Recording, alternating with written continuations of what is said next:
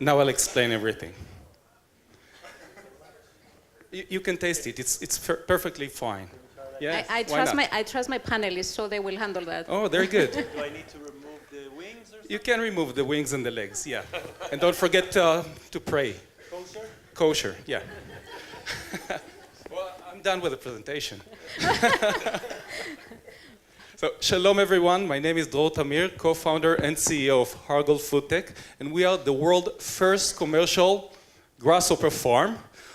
And let me tell you that you probably all know that global demand for protein is expected to double over the coming decades, and you are aware to the fact that existing protein sources are reaching their limitations. For example, meat-based protein is harmful to the environment, while plant-based protein requires heavy processing, is not as healthy as we need it to be. So you can all understand that the demand for high-quality alternative protein will skyrocket over the coming years. However, some of these new sources have their own set of limitations. For example, algae, again, suffer from high processing and distinct taste and flavor, and cultured meat is still years away from becoming commercially viable. Insects have been attracting a lot of attention. In particular, these guys, the crickets. But crickets have two major problems. First, they do not fit intensive farming. Crickets live as individuals and they tend to die at high densities. Second, crickets suffer from very distinct taste and flavor, making them a challenging ingredient for the food and beverage industry to work with. So you can all understand that the best solution is, yeah, thank you, grasshoppers with a whopping 70% protein content, no processing. All essential amino acids, very high on omega-3, omega-6, iron, zinc, folic acid, very low on saturated fat and cholesterol. But that's not it. They are also almost neutral in taste and flavor, right? No? Yeah. Which makes them the perfect ingredient for the food and beverage industry to work with. Perfect. It's their natural salt. It's unflavored.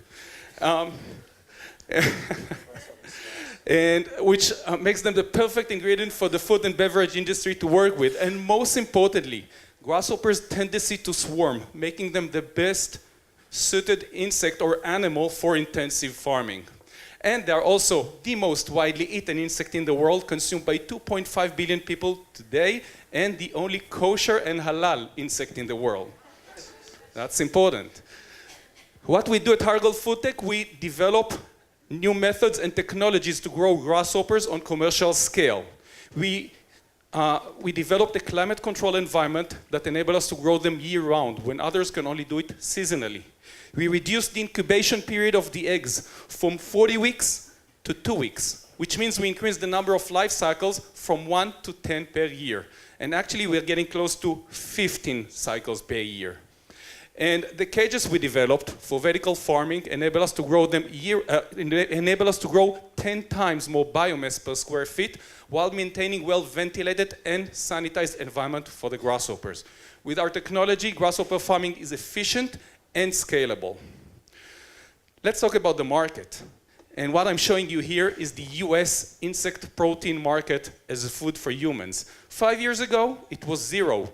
Last year, it reached $100 million, and it is expected to reach $1 billion within 5 years. And actually, it could grow much faster, because the problem is not the demand. The problem is the supply. Cricket farmers, which are our competitors, are losing crops every so often.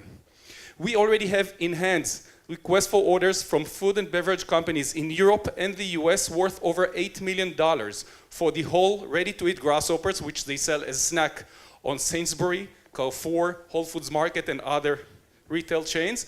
And the ingredient, the grasshopper protein powder, that is used in a wide variety of food products. Let me introduce you to the team that cracked the grasshopper code. Hanan Aviv is our CTO. Hanan, for over 30 years, has been growing, breeding, and eating a wide variety of insects, and you can see the impact. You see? He's the only guy with hair on his head. Ben Friedman, it's working. I used to have much less. And Ben Friedman, that specializes in operations efficiency and nutritional supplement regulation, and myself with experience in business development, finance, and marketing. We also collaborate with leading researchers from universities in Israel and around the world. let me show you what happened for us in the last 5 years. Because 5 years ago, when I ever presented the grasshopper as a solution, the main reaction was, you are disgusting. So these are the pilots we already have in Israel and around the world, and these are the competitions we won. So if you want to take a bite from the future, come talk to me. I have a few more samples. Thank you. Thank you very much.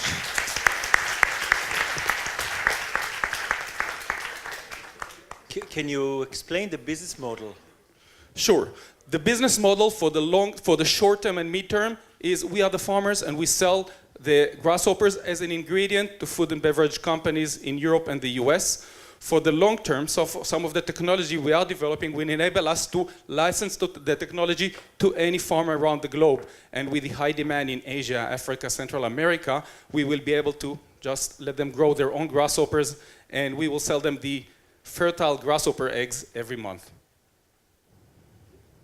It will require a lot of capital. Is it really suitable for venture capital if you want to be a farmer?